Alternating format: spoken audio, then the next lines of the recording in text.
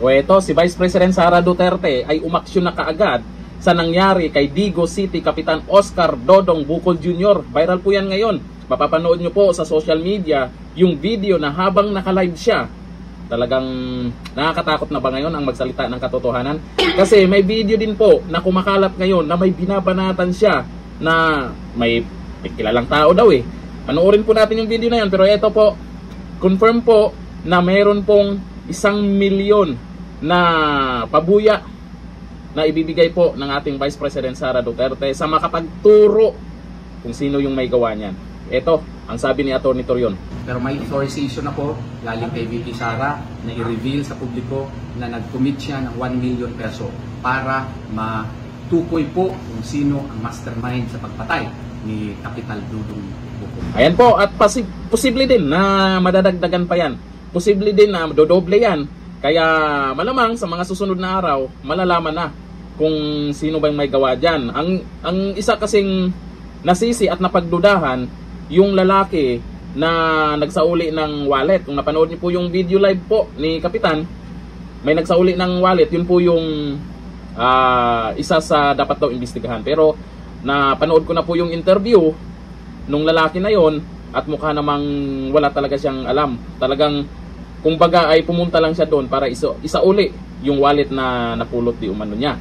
Ito, panoorin po natin yung mga banat po ni Oscar Bucol Jr. Kumakalat na po ito sa social media, mga nakaraan niyang live, na meron di umanong proyekto na umabot ng 20 million petotet. Nako, ito kaya ang posibleng dahilan o baka may iba pa siyang mga binabanatan? O ito ang video. Muto mo ho kay suunan kaning traffic light sa 3 de Mayo? Kaning sa mayroong paran lang ba? Kanago dia? May traffic light? Mayor? Mga media team? Ni Yorme? Muto mo mo na-share ninyo niya pangutan na. Tinood yun kay dunay dokumento. Kana siya na project. Grabe, traffic light worth 20 million. Ayon po yan kay Kapitan. Ayon po yan sa mga vlog niya. At least kahit papano, hindi po ito binaliwala ng ating Vice President Sara Duterte. Nung nakarating kay VP Sara, aba, ito yung ginawa. At malamang may mga nag-iimbestiga na paano mapanagot yung may gawa dyan kay Kapitan. At itong ginawa po ni VP Sara, malamang may kakanta dyan. Akalain mo 1 milyon galing kay VP Sara pa lang yan. Malamang sa mga kamag-anak at sa iba pang gustong tumulong para mahanap yung tao, ay sigurado ako madadagdagan yan. Kung maabutan to bukas na wala pa rin sumuko at hindi pa rin na nalaman o hindi pa rin nahanap yung tao, sigurado ako nito madadagdagan yan. Baka dumoble pa yan. Kaya habang maaga pa, ay sumuko na siya.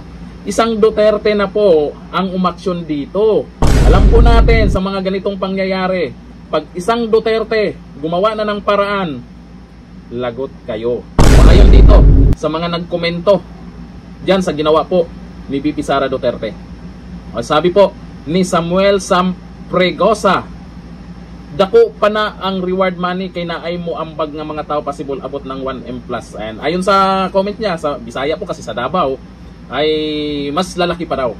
May mga tao pa raw na posibleng magdagdag niyan. Abot niya ng mahigit 1M daw, sabi niya. Sabi ni Malin Oquero, good job VP Sara. Sabi ni Lea de la Peña Cariaga, sana madakip agad. Transparency, accountability, and justice for Kapitan Bucol Jr. Sabi ni Jing Feso, ang masakit dito kasi mainit siya sa publiko, sa kanila dahil siya po ang bayaning kapitan. Ito ang tanong ng karamihan. Safe pa ba ngayon na magsalita ng katotohanan? Safe pa ba ngayon na ibulgar mo ang iyong nalalaman? Safe pa ba? Kakampi mo ba ang gobyerno pag nagsasalita ka? Yan lang naman ay mga katanungan po sa mga nakapanood sa video na yan.